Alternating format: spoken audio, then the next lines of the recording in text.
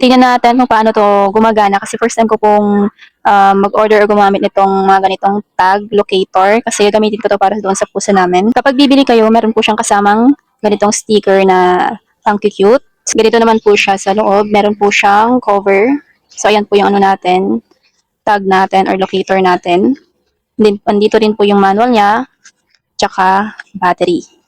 Meron din siyang kasamang hand strap at ganito kaliit itong locator natin or tag. Ito naman yung manual. So, dito po natin mababasa yung mga instruction paano natin siya isi-set sa phone natin. Tapos, dito mo makikita yung battery niya. Diyan mo po siya papalitan. So, meron po siyang kasamang free na battery pampalit kapag na-drain or nalubat na siya. Long press naman po natin siya para mag-on. Isa-set na natin siya. So, unang gagawin natin is i-on nyo po yung Bluetooth nyo dito sa phone nyo. Then, i-open nyo po yung app na Find My.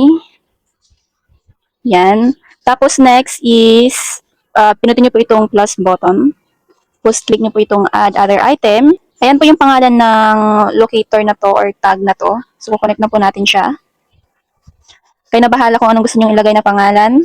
Ayan yung ilalagay kong pangalan kasi gagamitin ko po to sa pusa namin na si Punky. After nyo mailagay yung gusto nyong pangalan, click nyo lang po yung continue. Tapos kayo na po bahalang pumili ng gusto nyong emoji na pwede nyong ilagay. Once nakapili na kayo, is click nyo po yung continue. Ganyan po yung lalabas, then click nyo po yung agree. Once napindot nyo po yung agree, ganyan po yung lalabas, then pinutin nyo po yung finish. Then, ayan na po siya. May-connect na po natin siya. So, lalagay na po natin sa ating pusa para hindi po siya mawala or at least para alam natin kung saan po siya nagpupunta.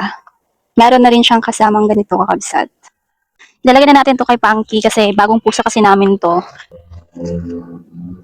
Naikabit na po natin siya kakabsat. So, tatanggalin na po yung tali ni Punky para makapag lakad-lakad po siya sa ibang area. Wait lang kasi Punky. Yan na siya. Yan siya. Ayaw kasi ni mama kasi tumatay sa loob ng bahay. Nagagalit siya. Bakit?